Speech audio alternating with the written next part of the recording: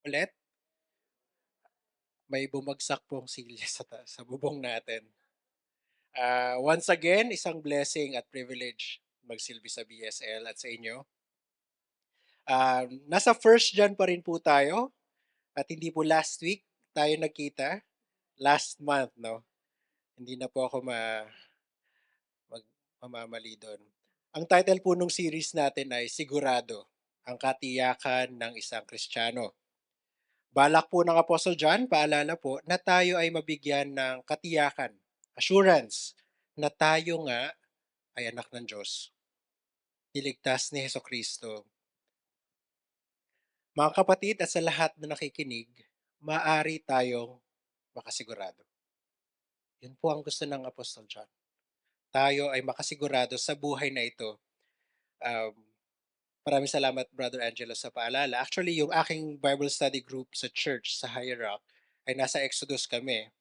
At yung eksena na pinakita ni Brother Angelo kanina ay magandang paalala dahil si Lord mismo ang nagdala sa kanila doon sa lugar na yon. Sabi niya kay Moses, dito kayo dumaan.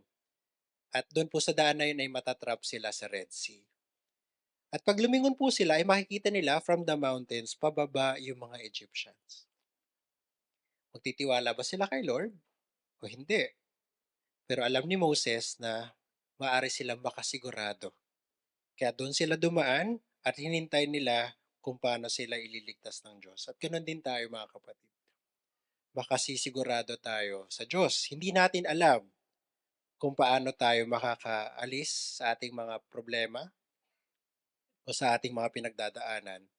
Pero ang totoo po ay kasama natin ang Diyos at sigurado tayo sa Kanya. Paano nga ba natin masasabi na tayo nga ay tunay na anak ng Diyos? Isa munang halimbawa, pagpasensyahan nyo, mahilig po ako sa chemistry.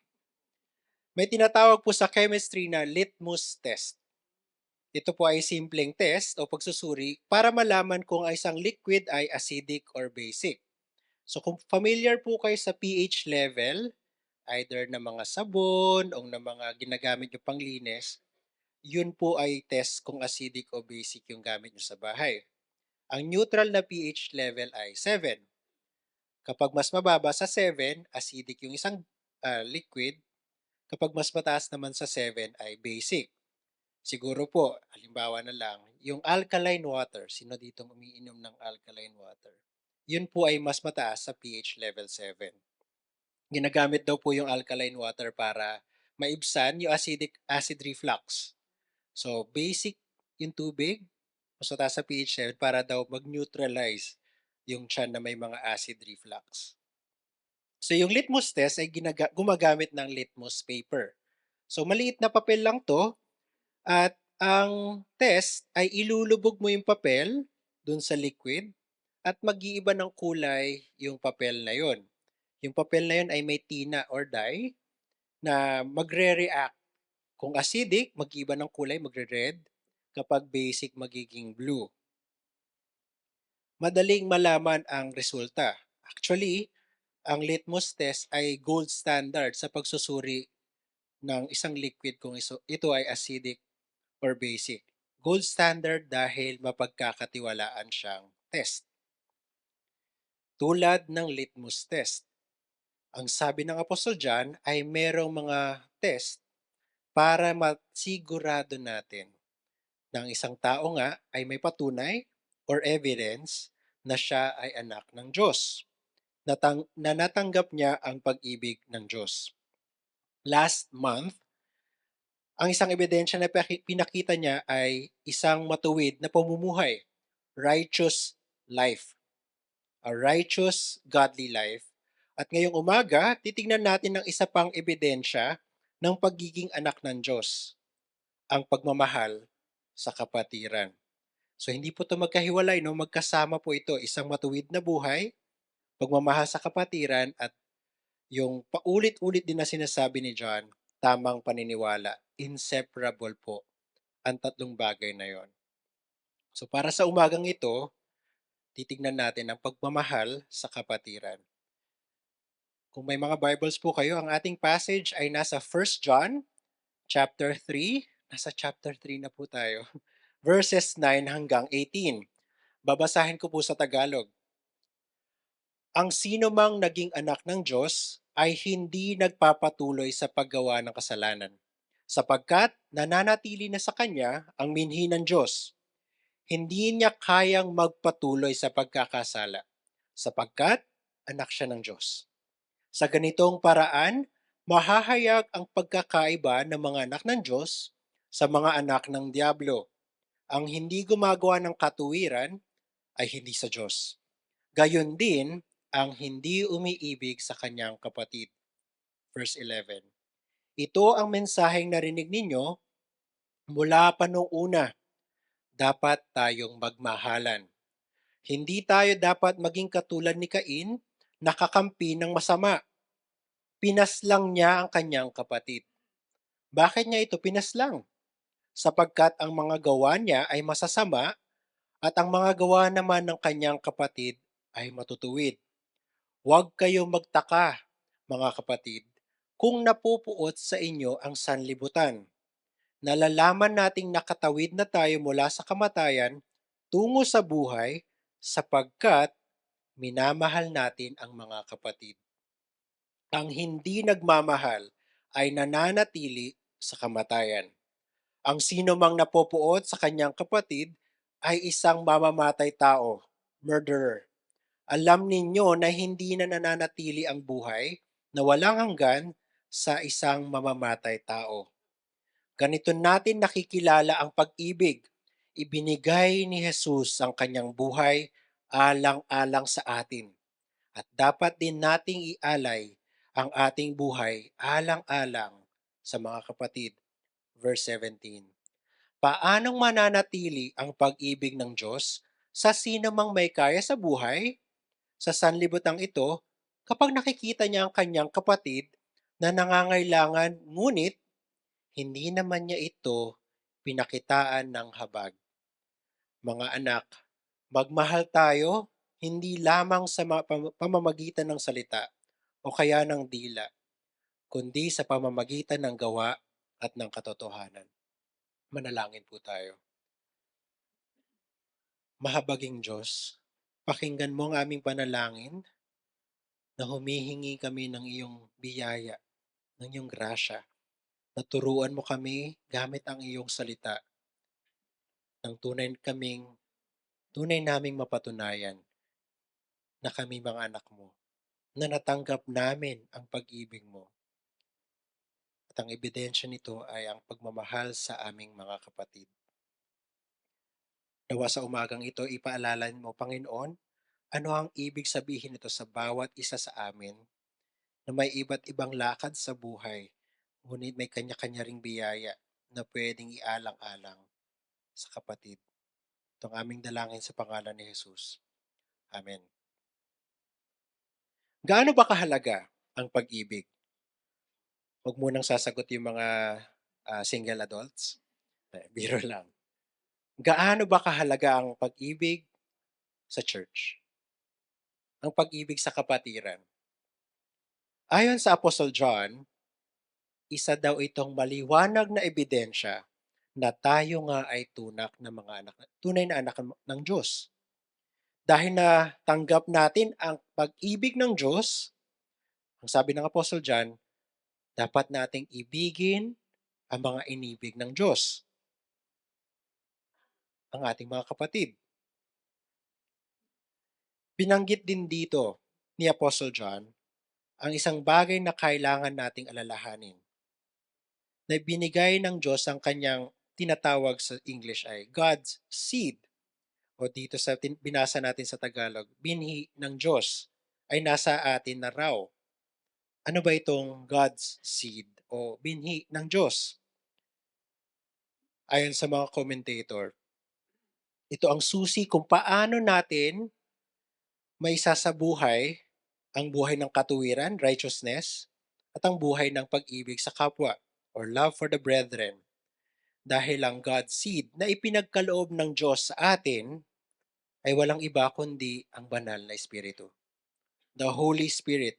If you have received the love of God, you have received God's seed, the Holy Spirit.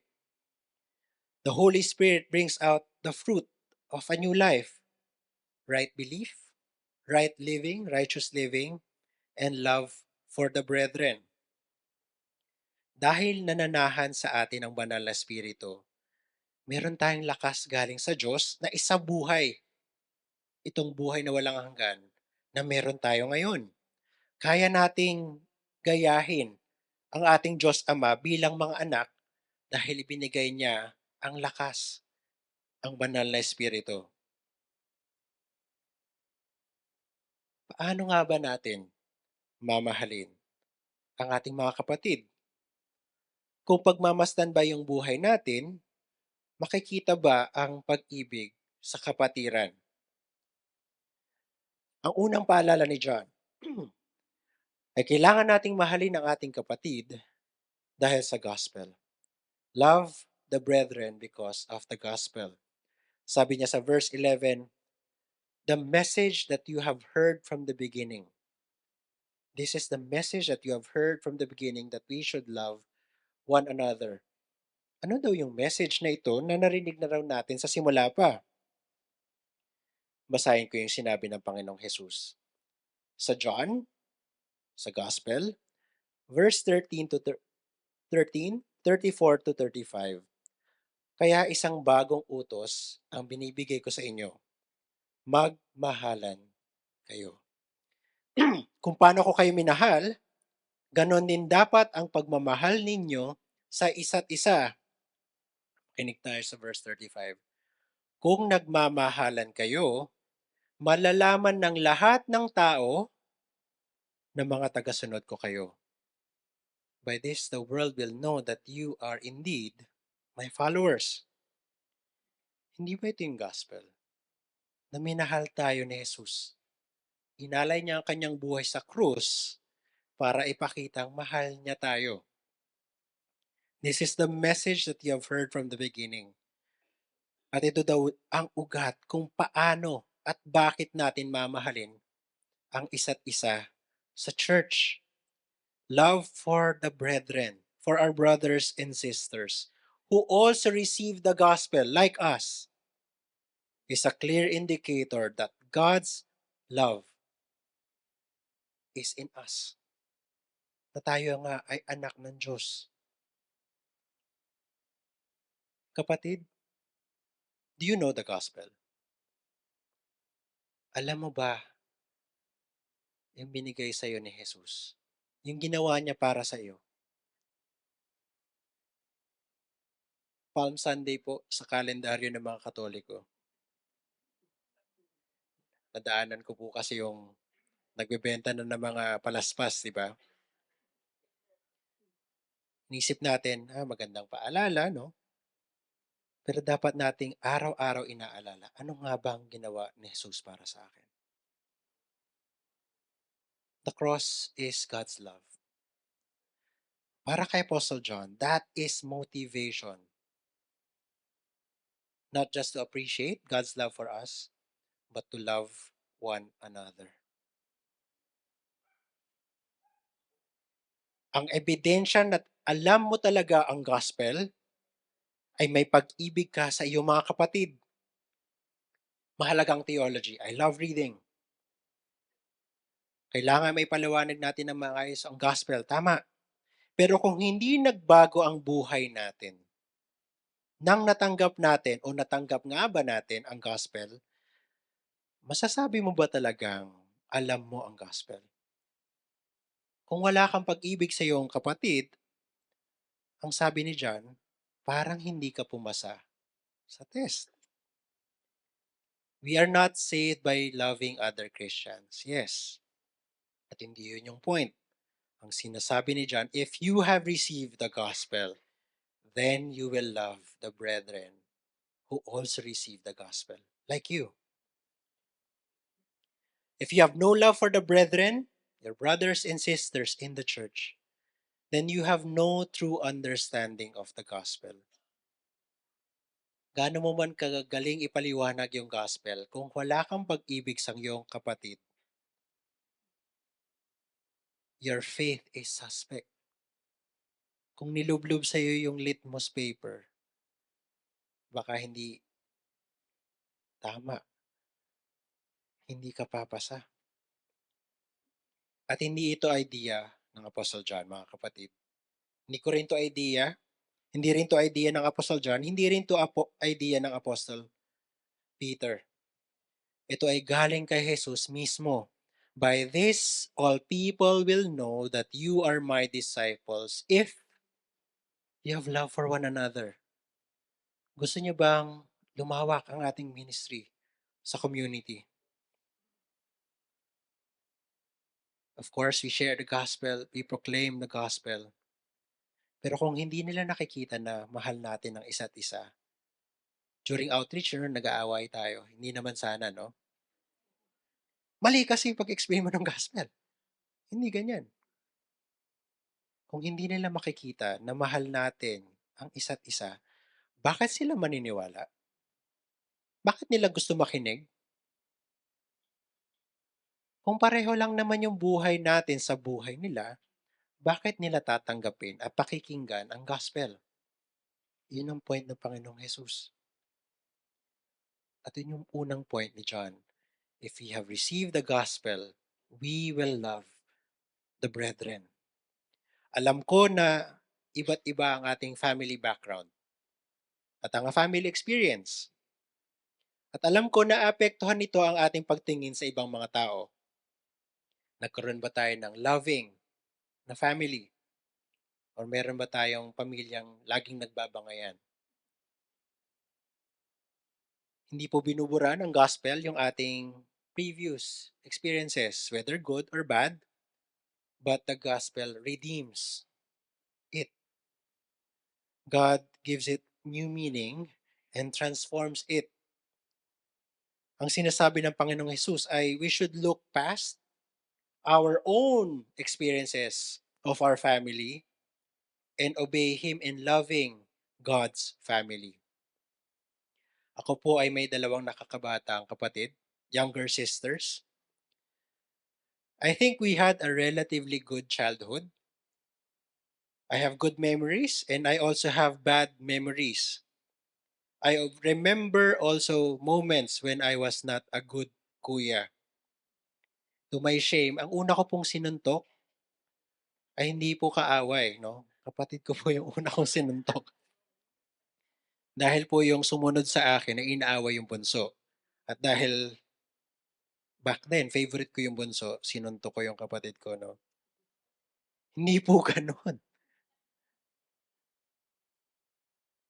But by God's mercy, kaming tatlo po ay nakakilala sa Panginoong Diyos. Ang tanong, anong halimbawa ng kapatiran ang dadalhin ko sa church? Yung experience ko ng aking pamilya, kahit maganda o mabuti, o kung ano ang sinasabi ng salita ng Diyos? I think obvious po ang sagot. Makinig tayo sa salita ng Diyos. Ang halimbawa na kailangan nating sundan ay ang halimbawa ng Diyos. Dahil may masamang halimbawa. At dito po papasok ang verse 12. Ito yung second point. Don't love like Cain. Huwag natin mahalin ang ating kapatid tulad ng ginawa ni Cain. Sabi sa verse 12, huwag nating tularan si Cain. Nakampon ng dyablo, kaya pinatay niya ang kanyang kapatid. At bakit niya pinatay ang kanyang kapatid? Sapagkat masama ang mga gawa niya. At matuwid naman ang mga gawa ng kanyang kapatid. Siguro kilala natin si Cain at si Abel. Sila po ay anak ni Adam at Eve. Alam niyo po bang sila ang first siblings? Sila po yung unang magkapatid. Usually po, no, excited tayong malaman what is the first.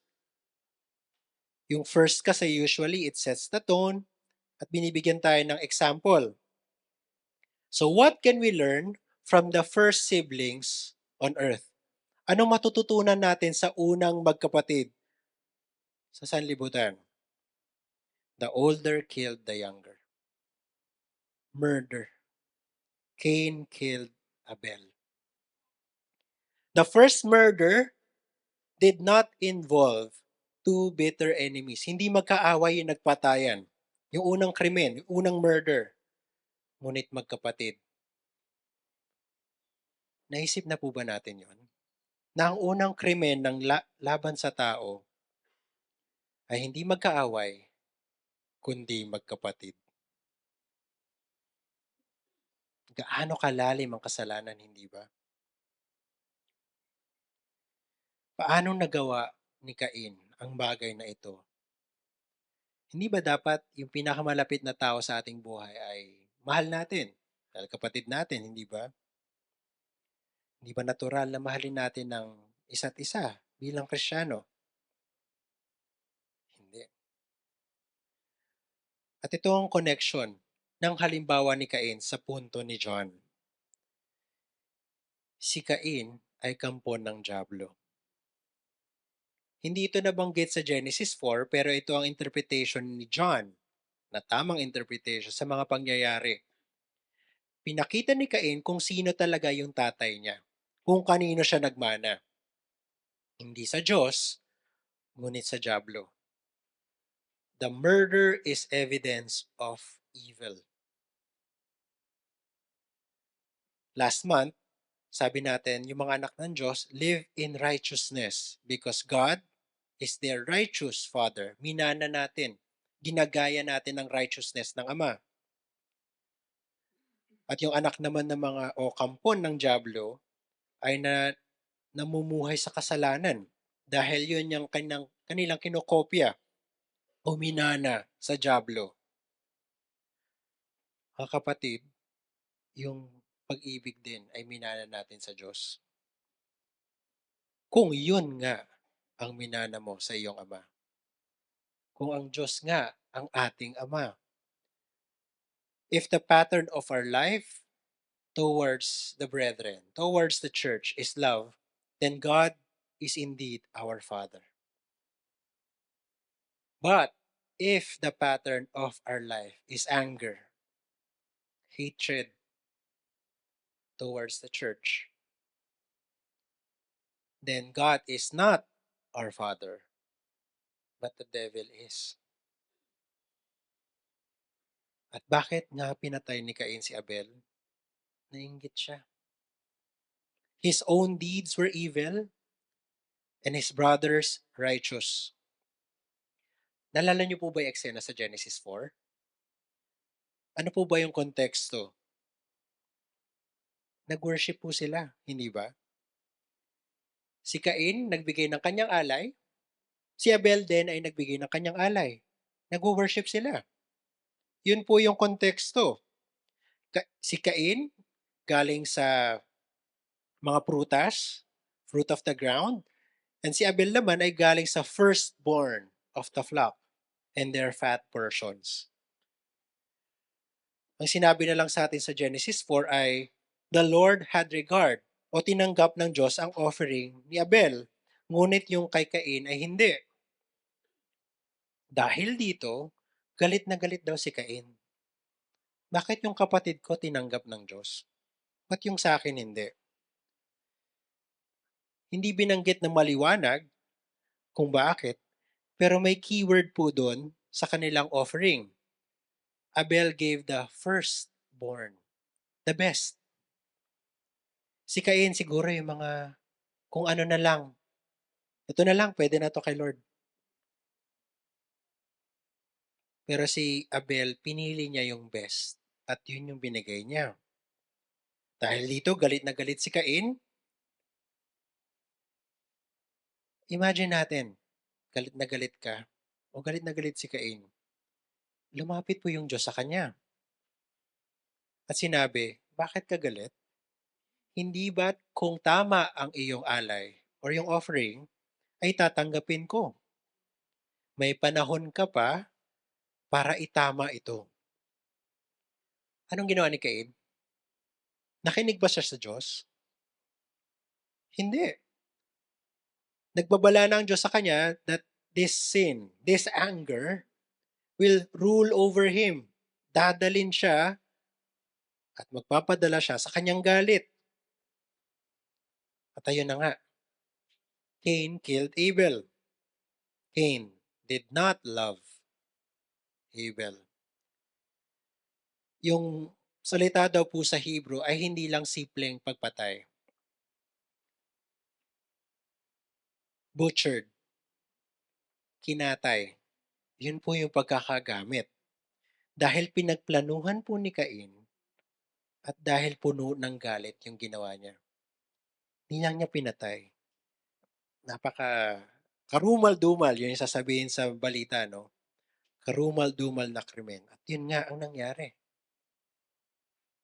Pinlano at puno ng galit. Kaya ko bang gawin yon? Kaya ba nating gawin yon? Yung sobrang galit, wala tayong pakialam. Gagawin ko ang gagawin ko kung kanino ko galit. Nisip natin, hindi naman ako parang si Cain. Mga kapatid, ito po yung unang magkapatid. Kung titignan natin ang church, marami sa atin ay magkakapamilya, meron talagang tunay na magkakapatid, but kung titignan natin sa kabuuan, marami sa atin na hindi natin kapamilya, hindi natin katugo. Sa tingin nyo ba, itong magkapatid at magkadugo, ganito ang ginawa nila sa isa't isa? Hindi ba natin maiisip, hindi ko naman kapamilya to. Si sister so and so. Si brother so and so. Siraan ko kaya? Saktan ko kaya? Ginamit na halimbawa ito ng Apostle John dahil ito ay nangyayari. Ito ay posible sa isang church. Ang paalala ng Apostle John ay hindi lang para sa church dati, ngunit para sa atin din. Huwag nating iisipin na hindi natin magagawa ang bagay na ito. Sabi nga ng Panginoong Jesus sa Matthew 5:21-22, hindi lang tunay na pagpatay ang murder. Ang sabi ng Panginoong Jesus, you have heard it said, you shall not murder, and whoever murders will be liable to judgment. Pagpatay sa kapwa. But I say to you, everyone who is angry with his brother will be liable to judgment. Whoever insults his brother will be liable to the council. And whoever says, you fool, to his brother will be liable to the hell of fire. So yung pagpatay na pisikal, oo, krimen. Pero ang sabi ng Panginoong Jesus, hindi lamang yon anger in our hearts is the same as murder. Anger in our hearts. Bigyan ko po kayo ng halimbawa. Paninirang puri. Slander. Murder ba yon? Parang murder ba yon? Ano ba ang paninirang puri o slander? Ito ay pagbibigay ng maling ulat tungkol sa isang tao. Sinisiraan natin siya, magsasabi tayo ng isang bagay na hindi totoo tungkol sa isang tao. Bakit? Minsan maiangat yung ating sarili o minsan naman para siya yung pagbintangan. Hindi ba? Ganun tayo naninira para maisalba ang ating sarili. Kapag ba tayo ay nagsisinungaling tungkol sa isang tao, hindi ba natin pinapatay ang kanyang reputasyon? Kapag sinusubukan nating isalba ang ating sarili, pag tinuturo natin yung, si brother so and so may kasalanan yan, Pastor Jay, hindi ako. Hindi ba natin pinapatay ang kanyang karakter? Alam nyo ba na maraming words sa Greek ang slander? Pero ito yung usually na ginagamit na word.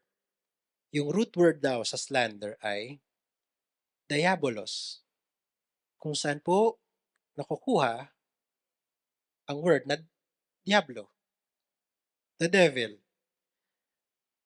Dahil ang devil, ano bang ginagawa niya? To slander, to make a false report about Christians, to accuse. Kaya yung mga naninirang puri, tama nga na hindi sila anak ng Diyos. Anak sila ng Diablo. Yun yung root word. Anak nga sila ng Diablo. Ang paninirang puri ay pumapatay ng mga pagkakaibigan. Ang paninirang puri ay pagpuna sa iba upang manakit o wasakin ang pagkatao ng iba. Mga kapatid, walang lugar ang paninirang puri sa sambahayan ng Diyos. Slander has no place in God's church, in God's house.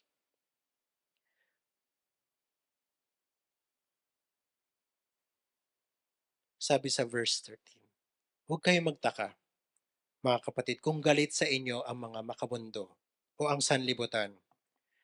Ini-equate ni John yung mga ginawa ni Cain with what is happening with the world, sa mga makamundo. At ang sinasabi ni John, merong mga makamundo o mga tulad ni Cain na nakakapasok sa kapatiran. Sila yung naninira ng mga relasyon, sila yung mga naninirang puri, at sila yung mga walang pag-ibig sa brethren. At sabi dito, since they don't love Christ, they will not love us. We should not be surprised. Yung mga galit kay Jesus ay galit din sa atin. Kaya kung nakapasok sila sa mga church, mukha man silang disente, tama man ang kanilang sinasabi, ngunit matitiyak natin kung wala silang pag-ibig sa kapatiran ay hindi sila anak ng Diyos. Kaya kailangan natin mag-test. Pag-isipan natin ito ng mabuti para sa ating lahat. May tinatago ba ako? O dinidiligan, no? Pinapalaki, nilalagyan ng fertilizer, nagalit sa kapatiran.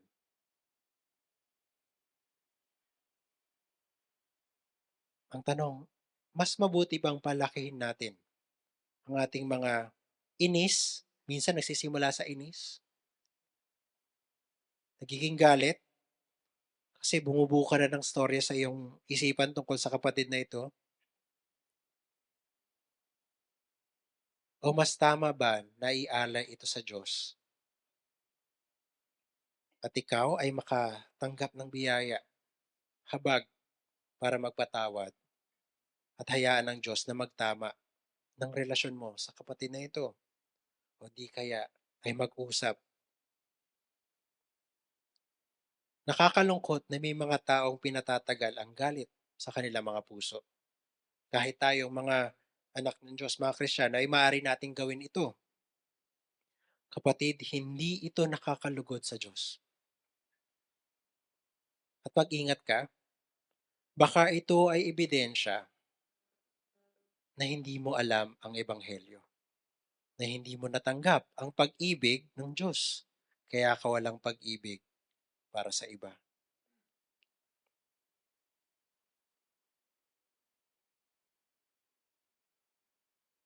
The next point, sabi ni John, we know that we have passed out of death into life because we love the brothers.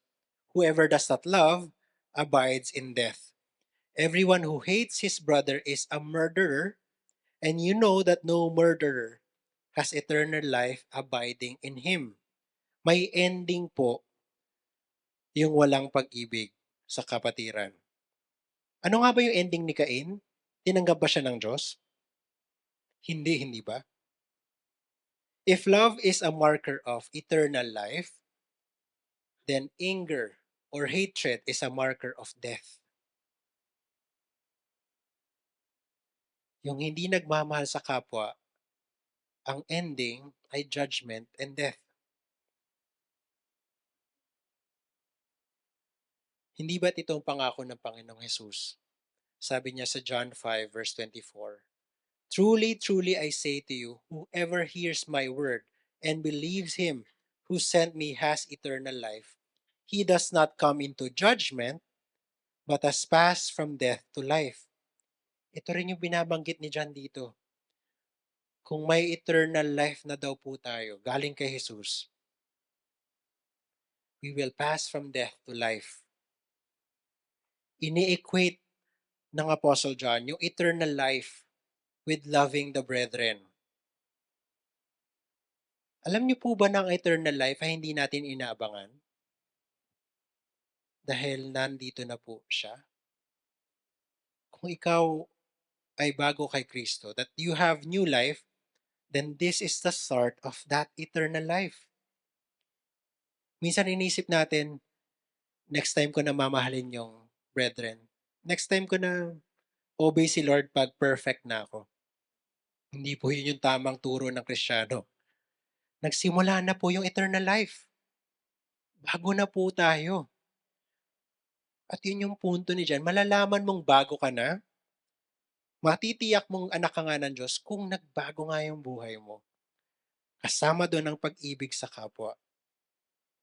At ang ending nun, ay kasama natin ng Diyos in eternity. We have passed from death to life. Whoever does not love abides in death. Sino ba ang gagayahin natin? Si Cain ba? O itong susunod na halimbawa? In verse 16, John gives us the right example. Mahalin ang kapatid tulad ng pagmamahal ni Jesus. Verse 16, sa ganitong paraan natin nalalaman ang tunay na pag-ibig. Ibinigay ni Jesucristo ang kanyang buhay para sa atin.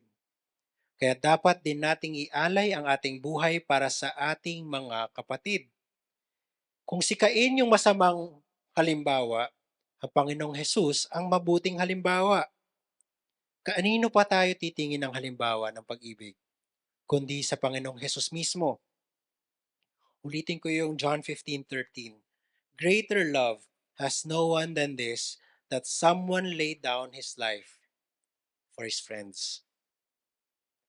Paano daw pinakita ni Jesus ang kanyang pag-ibig sa kapwa? Sa kanyang mga kapatid? He laid down his life. In the Gospel of John, Jesus is looking forward to the cross, where He will lay down His life for those who will believe. Dito sa ating inaaral, in the letter of John, Jesus already laid down His life. He proved His love already. At dahil dito, kayang sabihin ng Apostle John, tularan natin yung ginawa ni Jesus. Hindi ko po sinasabi na magpasinakulo po tayo, na magpapako sa krus. Hindi po yun yung punto ng Apostle John. Hindi na po natin kayang mamatay para sa kasalanan ng iba. Si Jesus lang po ang kayang gumawa nun.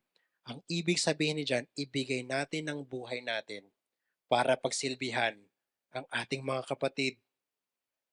Kung kayang gawin ni Jesus na isakripisyo ang kanyang sarili sa krus ng Kalbaryo, the greater example, ang sinasabi ni John, all lesser, quote-unquote, lesser examples of self-sacrifice na gagawin natin para sa mga kapatid ay kaya nating gawin.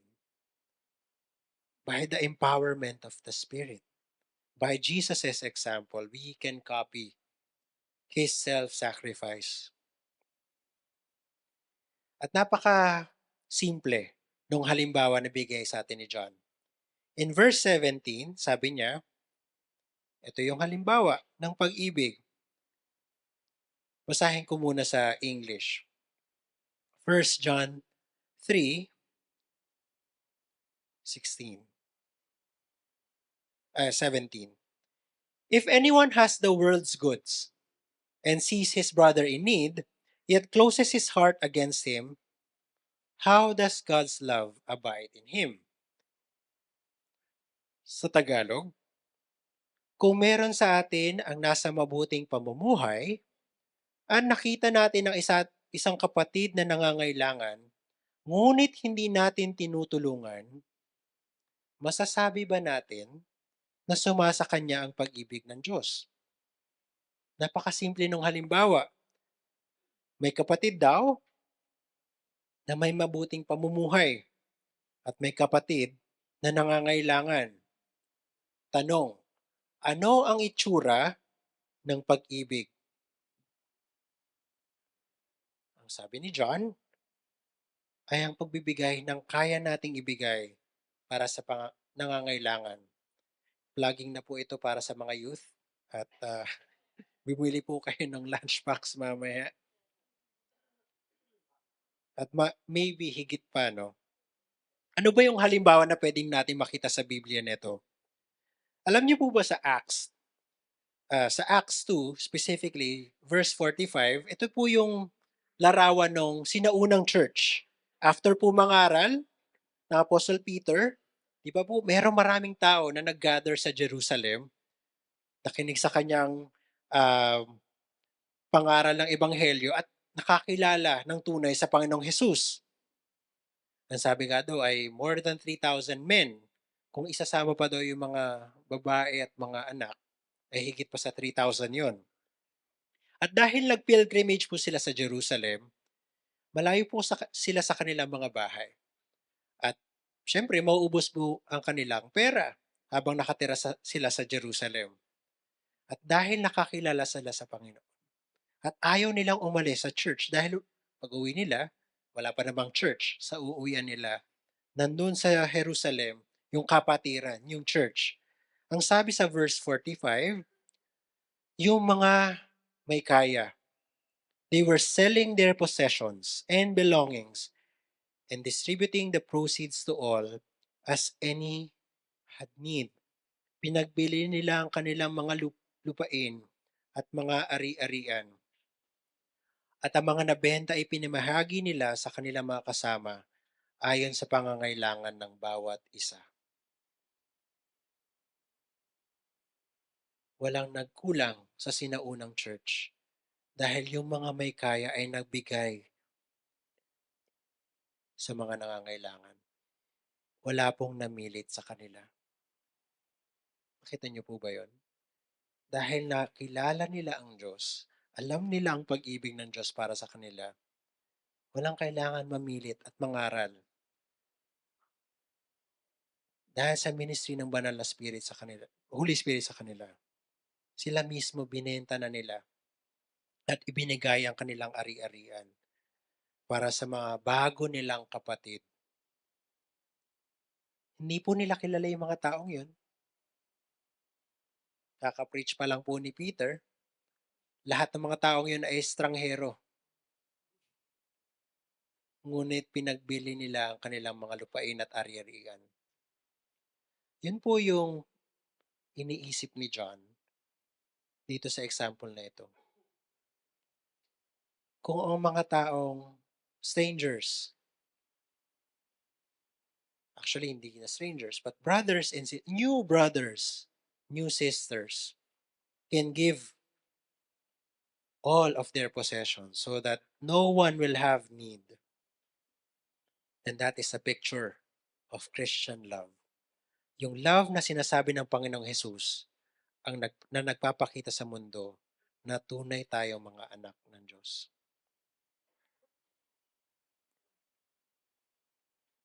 Walang namilit,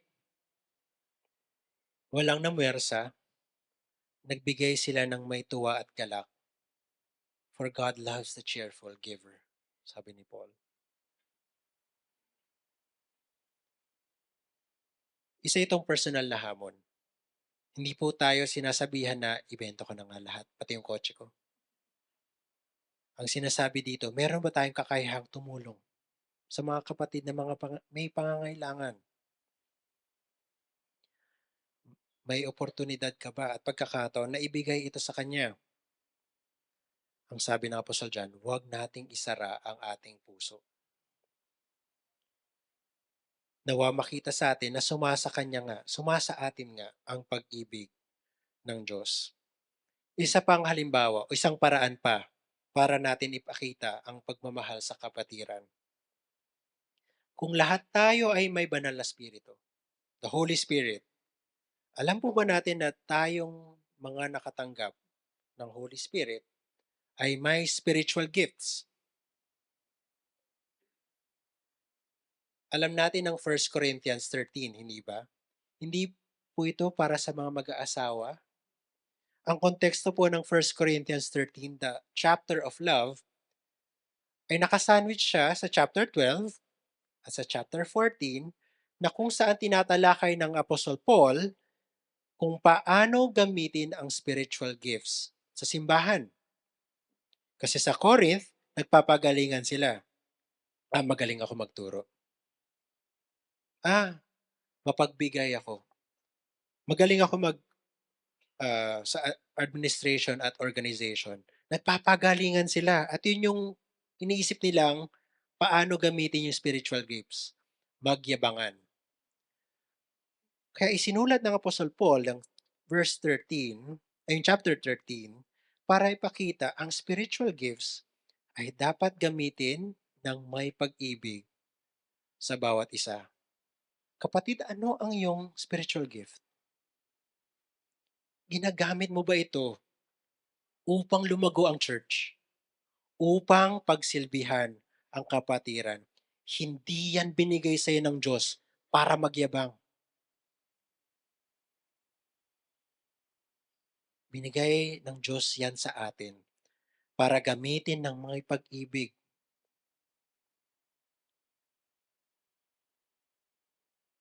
This is how we show love. If there's anyone in need and we have opportunity to do it, huwag nating isara ang ating puso. Ang isa pa, alamin natin ang ating spiritual gifts at gamitin ng may pag-ibig sa kapwa.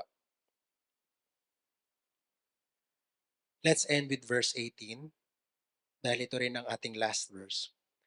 Sabi ni John, "Mga anak, magmahal tayo, hindi lamang sa pamamagitan ng salita o kaya ng dila, kundi sa pamamagitan ng gawa at ng katotohanan." Madali ang magsabi ng I love you. Kaya sa mga single, huwag kayong maniniwala kagad pag sinabihan kayong I love you.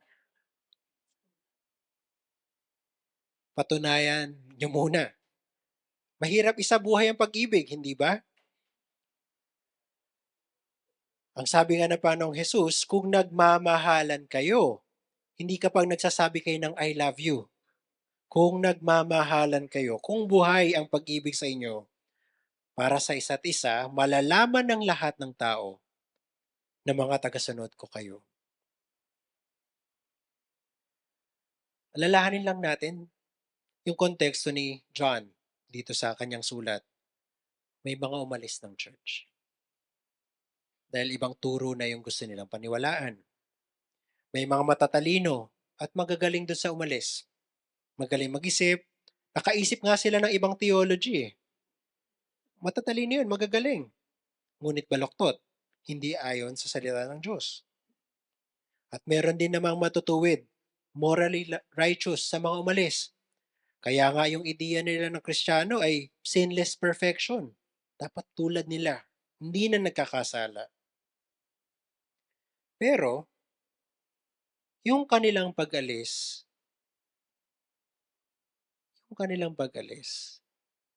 ay ebidensya na wala silang pag-ibig sa kapatiran.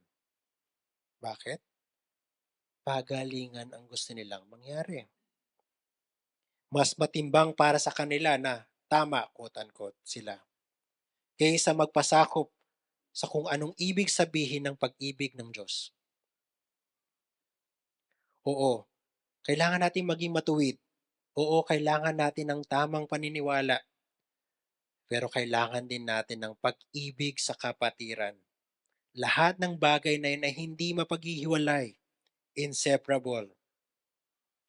At para ilarawan ito, gagamitin ko ang isang parable ng Panginoong Jesus na I'm sure lahat tayo ay nabasa na. In Luke chapter 18 verses 9 to 14, may parable, may kwento ang Panginoong Jesus tungkol sa isang pariseo at isang tax collector. Iisa-isahin ko yung kwento, yung mga nangyari sa kwento.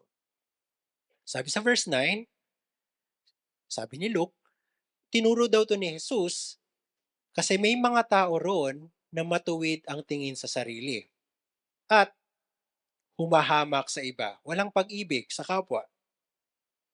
Yun daw yung rason sa parable na ito. So, ano nga ba yung parable? Sabi ni Jesus, may dalawang lalaking pumunta sa templo upang manalangin, mag-worship. Ang isa ay pariseo, ang isa na may tax collector. Tinaglish ko na lang po, baka hinapin nyo to sa Bibles nyo. Tumayo ang pariseo at nanalangin tungkol sa kanyang sarili. Sinabi niya, O Diyos, nagpapasalamat ako sa inyo dahil hindi ako katulad ng iba. Magnanakaw, mandaraya, mangangalunya, o tulad netong tax collector sa tabi ko. 2 beses ako nag-aayuno sa isang linggo at nagbibigay ako ng ikapu ng lahat ng kinikita ko. Kapag naisip natin yung pariseo, naisip kagad natin ay kaaway, no? Kalaban ni Jesus. Okay po yun. Tama po yun yung interpretation. Pero balik tayo sa panahon na ito, ay isipin natin na tayo ay mga ordinaryo na mga Hudyo. Dahil ang ordinaryong Hudyo ay impressed sa mga pariseo. Ang mga pariseo ay simbolo ng religion, ng righteous living, right belief. Kung tayo ay nandoon sa panahon na yun, yung mga lalaki sa atin, alam niyo bang papangarapin natin maging pariseo? Dahil tinitingala sila ng lahat ng tao. They are without equal. Actually, yung pangalang Pharisee means separated ones. Iba sila sa lahat. At ayon sa panalangin ng pariseyong ito, kilala niya ang Diyos. O Diyos, nagpapasalamat ako sa inyo. Yung mga pariseo lang dati yung may access sa Old Testament, no? Wala pa pong iPhone, walang Galaxy S27 para mag-access ng mga app. Kakaunti lang ang kopya ng Old Testament, ng Bible back then. Ito rin ay matuwid. Sabi niya, hindi raw siya magnanakaw, hindi raw siya mandaraya, hindi rin daw siya mangangalunya, o hindi daw siya tulad ng tax collector na traitor. Impressive, hindi ba? Disenteng tao. Siya rin ay committed o religious. Nagfa-fasting, nagta-tithe. At ano nga ba yung panalangin niya? Thanksgiving, hindi ba? Lord, I thank you. Nakakainggit. Kung tayo ay mga ordinaryo mga Hudyo, nakakainggit ang pariseo. We would wish that we were like him. He's the symbol of commitment to God. Pero hindi nagtatapos yung storya dito. Sabi ni Jesus, samantala, yung tax collector naman nakatayo sa malayo. Di man lamang makatingin sa langit. Dinagukan niya ang kanyang dibdib at sinabi, O Diyos, mahabag po kayo sa akin, isang makasalanan. Walang maialay yung tax collector sa Diyos. Actually, yung prayer niya ay prayer ng repentance. Mahabag kayo sa akin, O Diyos. At bakit siya nasa temple? Welcome ba yung mga unrighteous sa temple? Pwede mag-pray? Ano bang business ng tax collector na to sa Diyos? Mga kapatid, naintindihan ng tax collector kung bakit tayo makakalapit sa Diyos upang humingi ng habag. He understood that the only business we have with God is to beg for His grace, for His mercy. At ano ang assessment ng Panginoong Hesus sa dalawang lalaking ito? Ito yung point ng Panginoong Hesus. Sinasabi ko sa inyo, ang lalaking ito ay matuwid sa harapan ng Diyos, hindi yung pariseo. Sapagkat ang sino mang nagmamataas ay ibababa at ang nagpapakababa ay itataas. Kung Hudyo tayo sa panahon na ito, isipin na, ha? Parang may tama tong si Jesus ah. Dapat yung Pariseo yung tinanggap. Siya yung mabuting tao, hindi ba? Siya yung reliyoso. Yung tax collector, yung tinanggap ng Diyos. Sa panlabas, impressive ang Pariseo. Religious, righteous, respectable. Hindi ba't itong gusto nating tingin ng tao sa atin? Ngunit sa kaloob-looban, wala siyang pag-ibig para sa tax collector. Hindi ba't bilang religious leader, yung Pariseo, hindi ba't siya ang dapat nagtuturo sa habag ng Diyos? Bakit siya walang habag para sa tax collector? Instead of mercy, the Pharisee had contempt for the tax collector. Despite his impressive outward appearance, Jesus knows the heart of the Pharisee. He does not have love. No love for God, no love for others. Mga kapatid, maaari po tayong maging modern Pharisees. Maaring maging concern lang tayo sa ating reputasyon bilang mga Kristiyano. Tama naman theology ko. I am morally righteous. Pero kung walang tunay na pag-ibig sa kapatiran, ay para lang din tayo yung pariseyong nagmamataas sa kapwa. We can love others in word or talk. Kapag Bible study, kapag nandito tayo sa church, we can be committed to ministries, but not actually be concerned about the brothers and the sisters and their needs. We can be committed to activities only to show that we are righteous or respectable. Just like the Pharisee, to exalt ourselves before others, but without love. Nasaan ang ating mga puso? Mahal ba natin yung mga kapatid na nandito sa loob ng kwartong ito? Huwag na po tayo tumingin sa labas. Ito po yung ating mga kapatid. Matindi ang babala. Paanong mananahan ng pag-ibig ng Diyos sa isang taong hindi naman nagmamahal sa kanyang kapatid? Kaya wag nating gayahin si Cain, tularan natin ang Panginoong Hesus na nagbigay ng kanyang buhay alang-alang sa atin. Kaya dapat din nating ibigay ang ating mga buhay para sa ating mga kapatid. Manalangin tayo. Maraming salamat, O Diyos, sa inyong habag, sa inyong biyaya, for your grace and abundant mercy that you have loved us. See how great your love for us that we can be called children of God. And so we are. Anak mo nga kami dahil minahal mo kami. At dahil natanggap namin ang pag-ibig mo, nawa po bumusilak ng pag-ibig namin para sa ibang mga kapatid. Pag-isipan namin ng mabuti kung paano ito'y sasabuhay. Sa aming spiritual gifts, sa mga biyayang tinanggap namin sa inyo, paano namin ito ibibigay para sa iyong kalwalatian, para maibsan ang pangangailangan ng mga kapatid. Nawa po, maging buhay sa aming puso ang pag-ibig na ito na aming tinamasa dahil sa Panginoong Hesus. Sa kanyang ngalan kami nananalangin. Amen. At amen. Magandang umaga po ulit.